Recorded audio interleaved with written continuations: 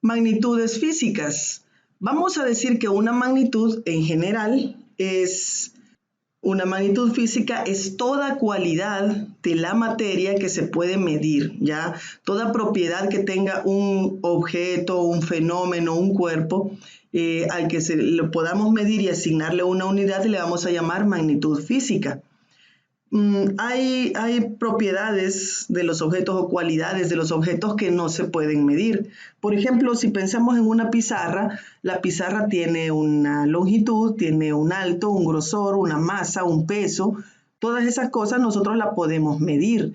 Lo que no podríamos medir de la pizarra, por ejemplo, es su color, su textura, su rugosidad. Esas cosas no podemos medirlas, aunque son cualidades que tiene la pizarra, pero como no se pueden medir, entonces no les vamos a llamar magnitudes físicas.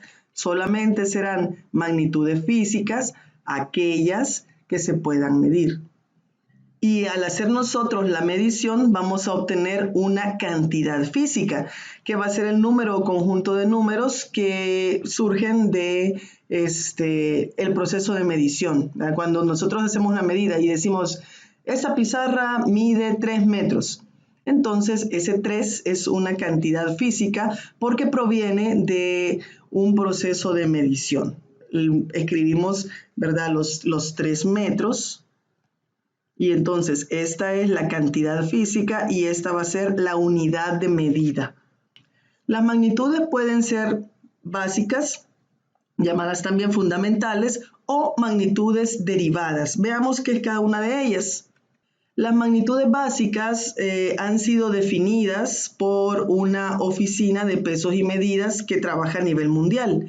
Las magnitudes básicas para el sistema internacional, que es el sistema que se trabaja en nuestro país, son 7.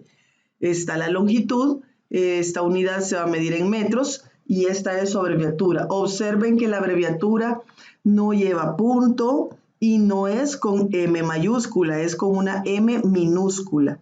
No es necesario que pongamos MTS, tampoco MT, ponemos simplemente M y ya se sabe que eso es metros y no lleva punto.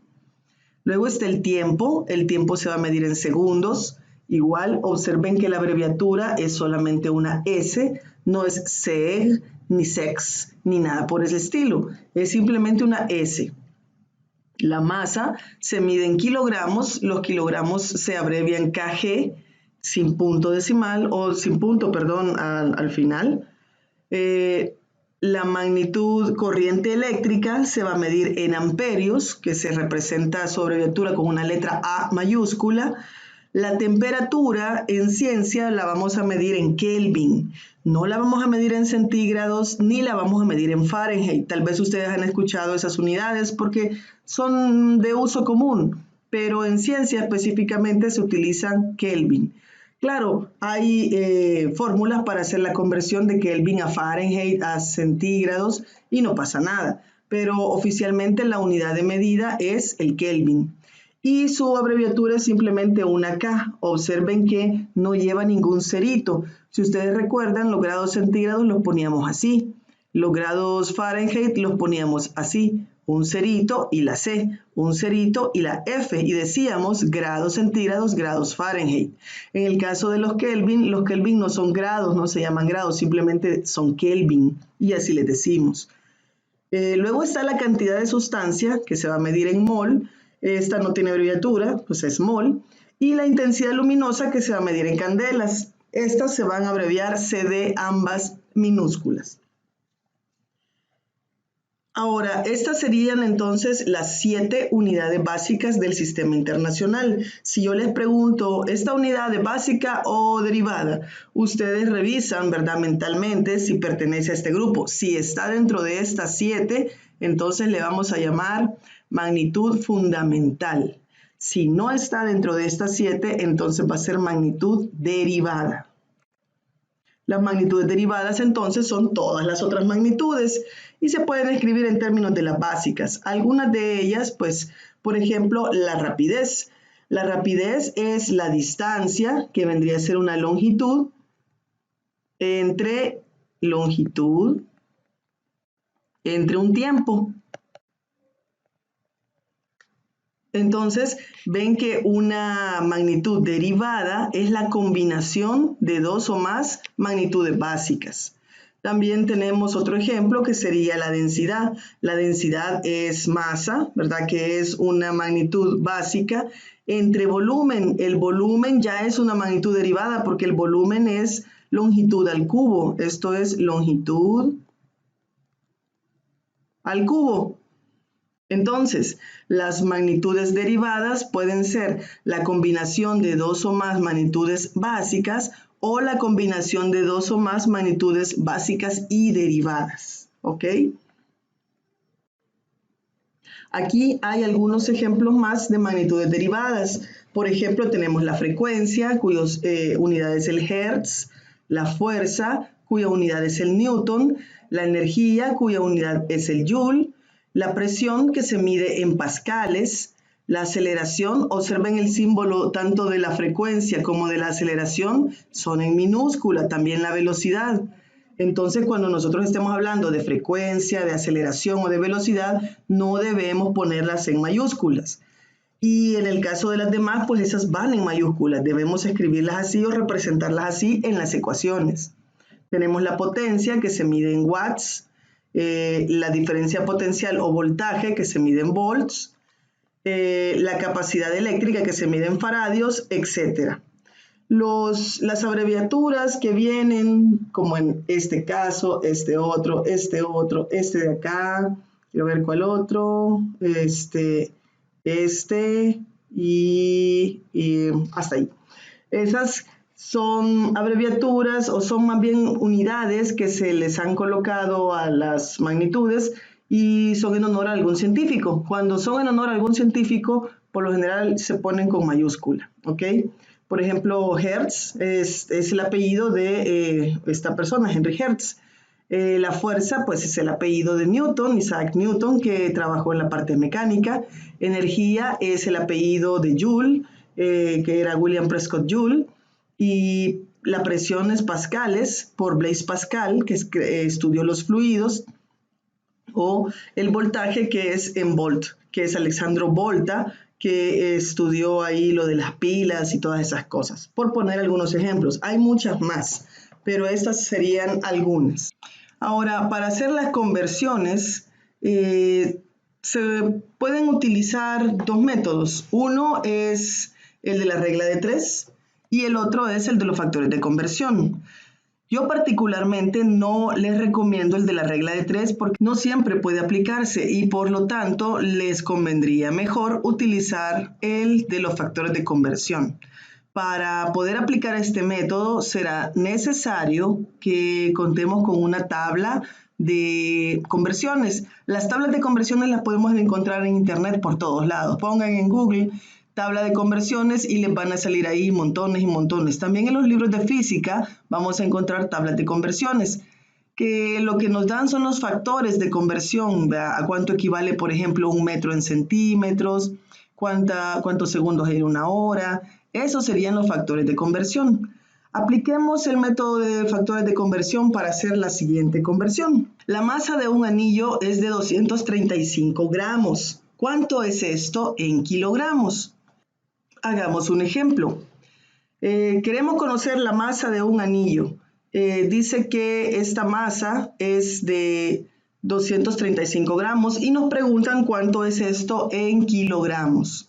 Lo primero que debemos hacer es irnos a una tabla de conversiones y en esa tabla de conversiones debemos buscar cuál es la relación o cuánto vale el factor de conversión que relaciona gramos y kilogramos. Al buscar eso vamos a encontrar que 1 kilogramo equivale a 1000 gramos. 1000 gramos. Este es nuestro factor de conversión con el que vamos a trabajar. Entonces, ¿qué vamos a hacer? Vamos a escribir la cantidad que queremos convertir. 235 gramos por, y al multiplicarla la vamos a multiplicar por una fracción. En la parte del denominador vamos a buscar colocar la cantidad donde aparecen gramos para que tengamos gramos en numerador y gramos en denominador y así se nos eliminen. Entonces ponemos los 1000 gramos abajo en el denominador y el 1 kilogramo arriba. Observen que no estamos alterando la cantidad porque como 1 kilogramo es igual a 1000 gramos, entonces tenemos una cantidad, 1 kilogramo entre 1000 gramos es 1. Estamos dividiendo la cantidad entre ella misma y de esa manera no alteramos la cantidad. Entonces, cuando tenemos así la operación, vamos a observar que gramos se elimina con gramos y la respuesta nos va a quedar únicamente en kilogramos. Y hacemos la operación. Cuando dos números están a la par uno del otro, como el 2 y el 235 y el 1, se multiplican. Y cuando están uno encima de otro, se dividen. Tendríamos en este caso 235 por 1 entre 1000. Y al hacer esa operación nos va a dar 0.235 kilogramos. O sea que 235 gramos equivale a 0.235 kilogramos. Y ya hicimos así la conversión. Veamos este otro ejemplo. Este es el tipo de conversiones en el segundo ejemplo en el cual la regla de 3 simple no aplica y por eso es que no se las recomiendo, ya, porque a veces la van a poder ocupar y a veces no. Entonces mejor trabajemos con los factores de conversión. Dice, la velocidad de un automóvil es 60 kilómetros por hora. ¿Cuánto es esto en metros sobre segundo? En esta ocasión vamos a necesitar hacer dos conversiones. Necesitamos convertir los kilómetros, los vamos a pasar a metros y las horas las vamos a pasar a segundos. Por eso vamos a buscar dos factores de conversión. En el primero, pues vamos a tener que 1 kilómetro tiene 1000 metros. Y el segundo es que una hora tiene 3600 segundos. Ahora, vamos a hacer la conversión. Escribimos la cantidad que vamos a convertir. 60 kilómetros sobre hora por... como vamos a hacer una doble conversión, pues vamos a hacer una doble multiplicación. El primer factor va a ser, como queremos eliminar kilómetros y kilómetros está en la parte de arriba, en el numerador, entonces ponemos 1 kilómetro abajo, 1000 metros arriba. Y así se nos va a eliminar kilómetro con kilómetro. Y ahora vamos con el segundo. Queremos eliminar las horas. En este caso no serviría de nada poner horas abajo, porque si ponemos horas abajo no se nos va a eliminar, se va a multiplicar. Entonces vamos a escribir las horas arriba en el numerador, entre 3600 segundos. Y así se nos va a eliminar horas con horas. Y recuerden que cuando los números están a la par uno del otro, se multiplican y cuando está uno encima del otro, se dividen. Tendríamos 60, lo multiplicamos por 1000 y lo que nos da, de una vez lo dividimos entre 3600. Al hacer esa multiplicación y esa división seguidas, nos va a dar 16.67 metros sobre segundo. Observen, en el numerador solo hay metros, vean, las otras unidades se eliminaron y en el denominador solo quedaron segundos, todas las demás unidades se eliminaron. Y así es como hacemos el proceso de conversiones. ¿Ok? Entonces, al final de esta presentación está una serie de ejercicios.